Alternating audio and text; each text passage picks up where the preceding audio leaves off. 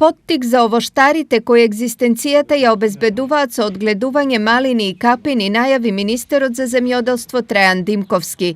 Планирано е нивно субвенционирање и како такво влезено е во овогодинешната програма за работа на министерството со посебна мотивација, согласно изготвениот правилник за флексибилност. Ние веќе најавивме една таква мерка каде што од грант од 10.000 евра, каде што ќе може да ги користат, а токму ова овошје трпи и замрзнато, трпи и преработки, трпи и доработки, да кажеме, не само во свежа конзумација, така да создаваме услови токму и за едни вакви мали производители, дали се малини, капини, дали се од друг вид на овошје или млечни или месни производи, така да да седнеме со нив и да ги нотираме заеднички проблемите и да видиме кај може ние да интервенираме, да делуваме. Што со волната прашуваат сточарите одгледувачи на овци.